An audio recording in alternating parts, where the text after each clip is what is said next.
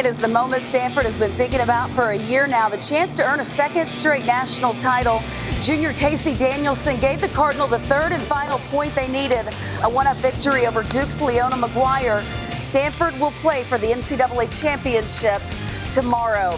Here's the team Ann Walker's bunch will face. Washington's Sarah Ree on the first playoff hole from a greenside bunker at number 10.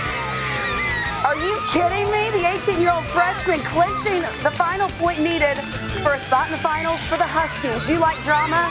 We have it. Golf Central is live and on the air.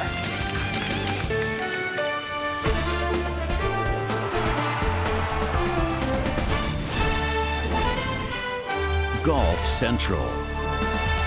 Brought to you by Titleist.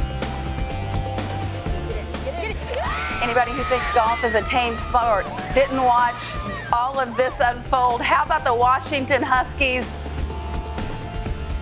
celebrating their spot to play for the very first national title? We watched it all unfold live just a few moments ago. And you still can't believe what happened. Lisa Cornwell, Paige McKenzie, Amanda Blumenhurst. Look, we saw everything last year with Mariah Stackhouse and Stanford. And here we go again. Washington now doing things that Stanford did last season. You literally cannot script it. In fact, Mary Lou Moeffler tried to script it by putting her senior anchors in the back of these matches, but they didn't need it. They rode the backs of the freshmen. You've got a 99th ranked freshman in Julianne Alvarez, 90th ranked in Ncaa, and the hero of the Washington Huskies, unranked Sarah Ree. Absolutely incredible. I mean, talk about having some incredible composure. I mean, these are freshmen, and they led their team. They didn't need the seniors. They went out guns firing, and I got chills watching Sarah Ree crush that bunker shot. I mean, look at that. I could watch this over and over. And we saw so many great moments. We saw UCLA knock it tight. Then we saw Washington come back and do things that you thought, okay, well, here it goes back. This was a seesaw battle back and forth. But to have it end like this, it's a moment you won't forget as a golf fan. And it's not a moment that any of these players will forget. And for a player like Sarah Ree, this is what you dream about. You dream about the opportunity to do something great. And she was given that opportunity, and she delivered in front of her entire team that had finished. The other two freshmen, obviously Charlotte Thomas, heard the roars as well. She was still completing her match. You played for Mary Lou, so you know her very well. This happened just like 10 minutes ago. What's she doing right now? She's excited, and she's getting her team focused because they've got a bigger goal in mind. This was their goal from the beginning of the week. They talked about it as a team. They were prepared. They were confident. I've never seen a Washington Husky team as confident as they were going into this week. Their goal was not to just get here, but to win. Amanda, knowing how red hot UCLA was coming into this match, does this victory for Washington surprise you?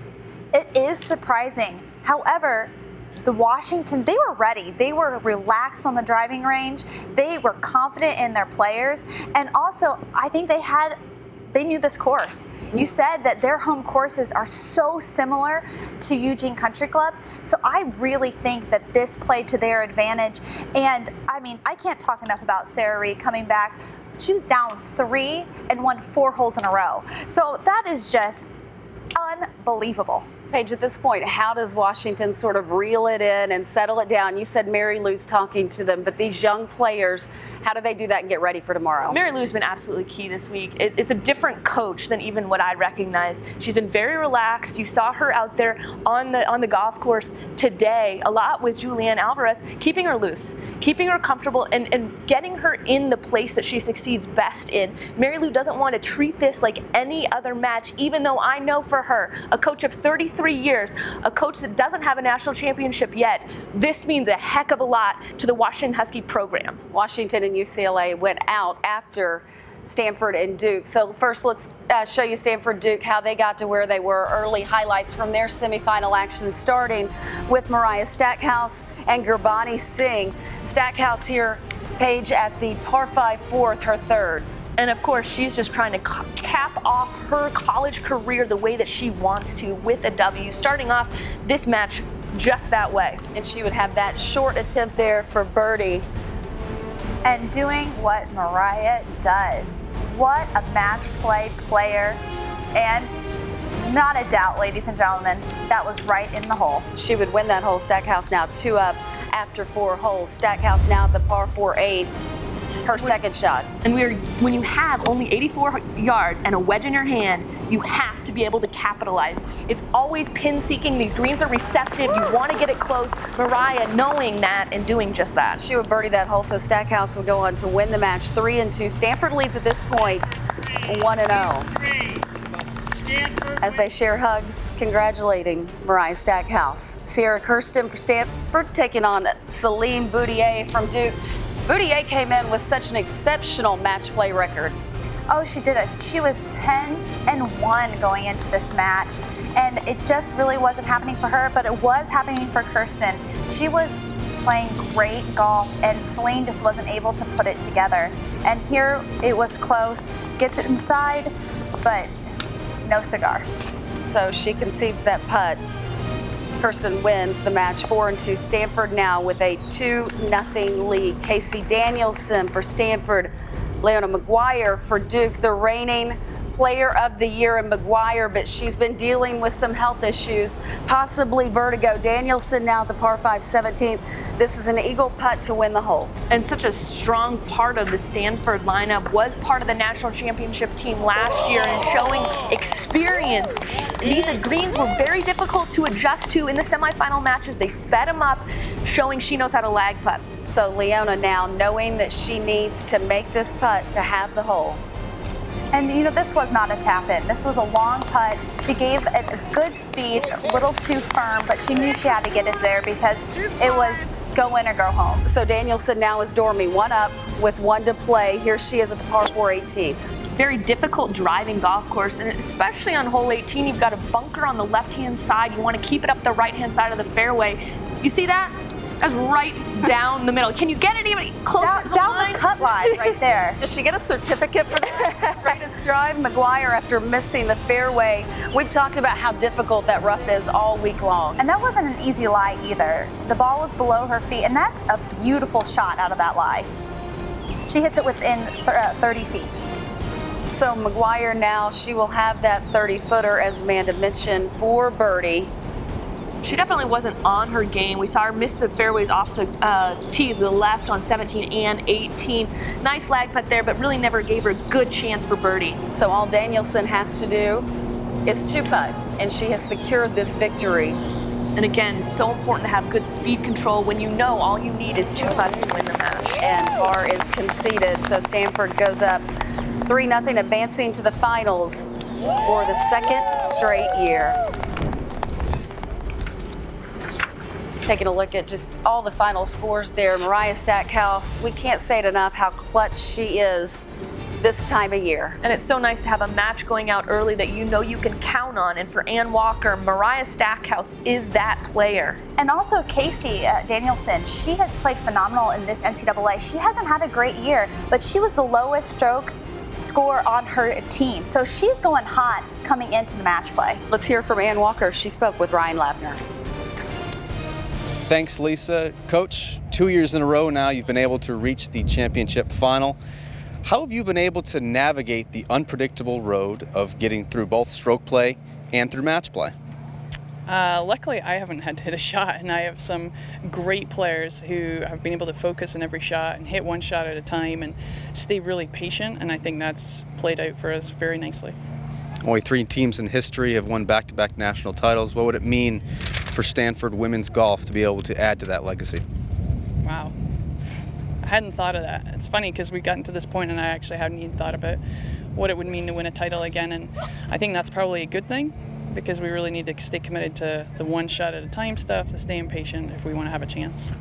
Mariah Stackhouse and Casey Danielson are combined 9-1 in this format. Why have they been so tough to beat? You know, I think they have exceptional focus. Both those players are able to, when the shot's required, they have a really unique ability to focus in and zero very small. And we see that consistently time and time again. I mean, Casey, the shot she hit today against Leona McGuire, who's such an incredible player, I think that shows her ability to focus under pressure too. 4 of your 5 starters are back from last year's squad. The new one, the number 5 player, Sierra Kirsten, delivering a big point today. What was your impressions of her play in the semifinals? Incredible. I was with her a lot of the day, and boy, the shots she hit, she was so steady. She really didn't give Celine a lot of looks. She made Celine work for it.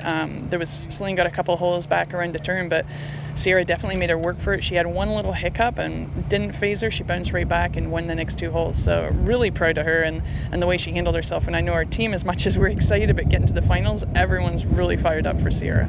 All right, Coach, thanks for your time. Best of luck in the championship match. You. Lisa, let's go back to you. Thanks a lot, Ryan. You cannot beat veteran leadership. You cannot beat players who have been here before. These 4 ladies all returned.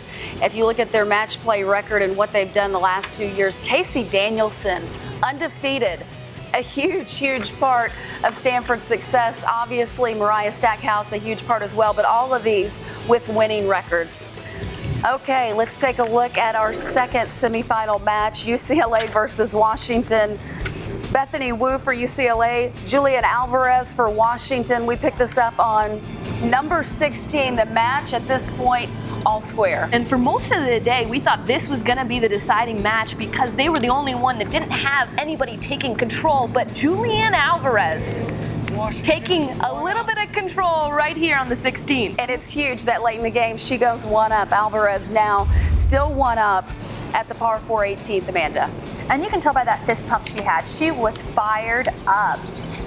Both of these girls had a hard time adjusting to the greens. They had sped up this afternoon round, and they were struggling getting the speed down. And even there, you could see that Alvarez had hit the putt a little bit shorter than she probably had meant to.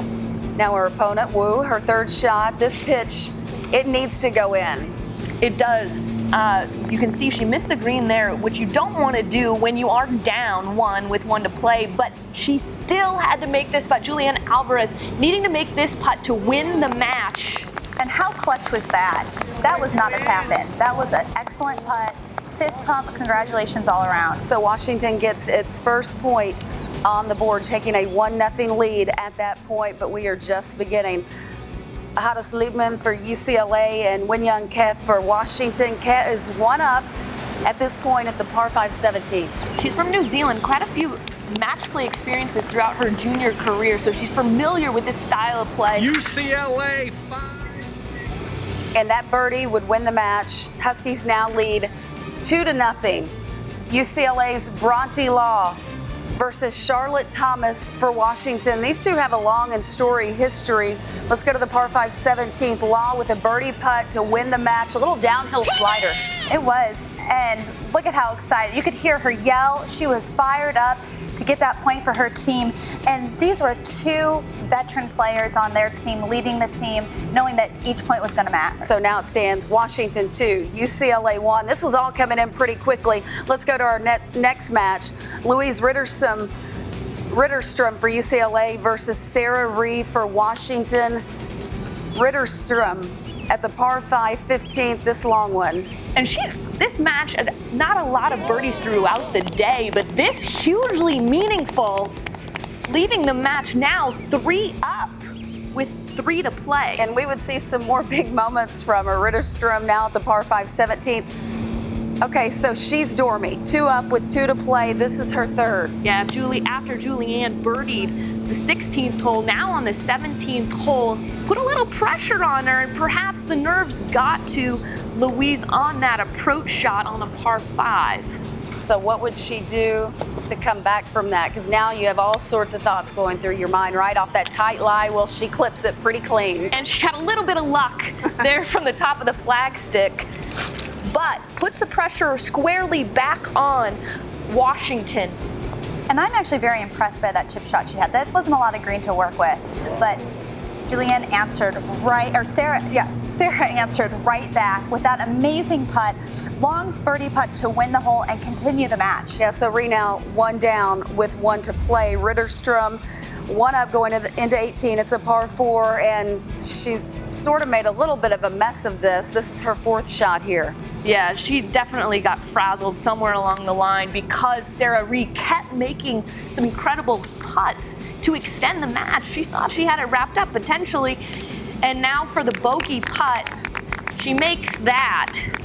which is a little bit of And puts a icing on little the bit of pressure on Sarah to continue. Yeah, because she went past the hole with her birdie attempt. So, look, that was a short putt, but it was no gimme, certainly no gimme. And Not under that those- pressure. And under those situations, that'll make the nerves rattle just a little bit. But good news for Washington in that match. We're going to extra holes here on the first playoff hole, number 10. It's a par 4 re in the greenside bunker, and holy cow. After winning 3 straight holes in a row to get to this point, to end the match with that shot, absolutely incredible. And if you're Ritterstrom, all you can do is just sit there and think, what has just happened? Because she still had this putt to try to match Sarah Ree, and unfortunately in that circumstance, gosh, I can only imagine You just know it has to go in. pits And that's in your it. stomach. Absolutely. And knowing how much that means for your team as well, not only for yourself, that's the final point, and that Washington continues. So let's take a look at the final tally here. We brought it all to you in the highlight version, but when you see it on a scoreboard, well, it helps explain it, although it doesn't have big flashing dramatic lights, because that's what you need on that, because this wasn't just a 3.5 to 1.5 victory. This was something that deserves about 18 exclamation points. I cannot wait to hear what Mary Lou Moeffler has to say. She's with Ryan Lavner. Thanks, Lisa. Coach, what did your team show you with this dramatic comeback? Unbelievable resilience, grit. I mean, you name it.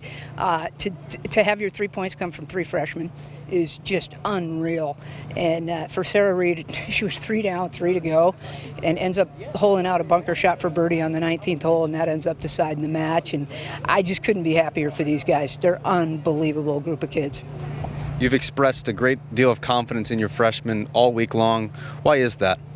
They're just a special group, you know. They work their tails off. They have a really strong belief in themselves and in each other, and they just love playing and being in this situation. This is why you work all year long, is to have this opportunity, and now we have it.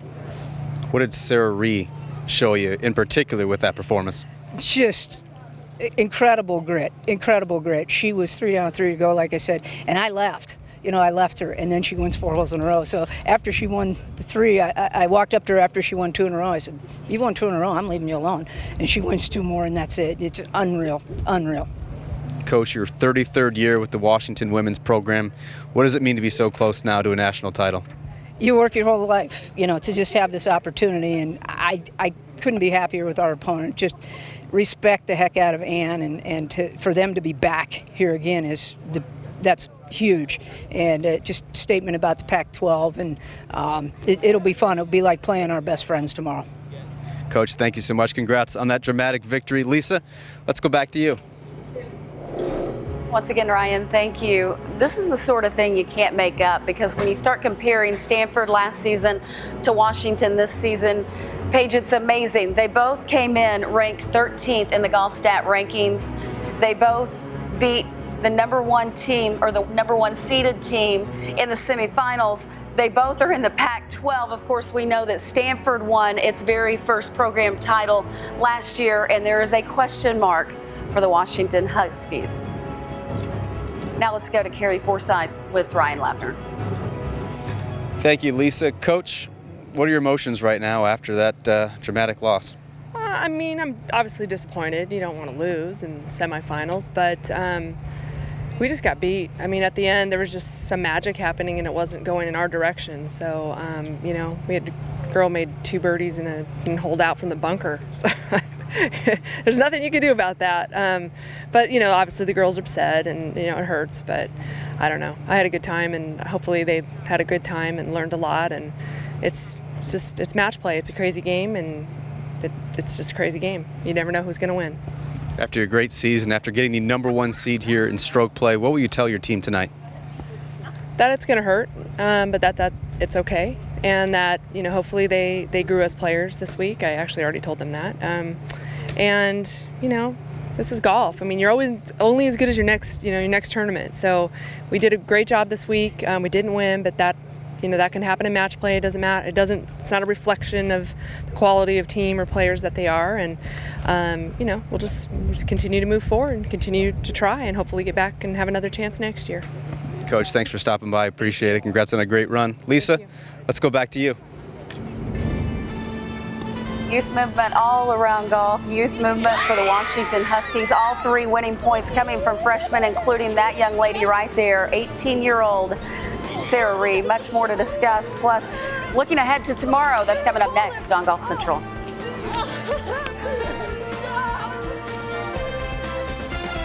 Golf Central is brought to you by the new Titleist NXT Tour and NXT Tour S. Innovation that matters. Grip Confidence. Grip Golf Pride.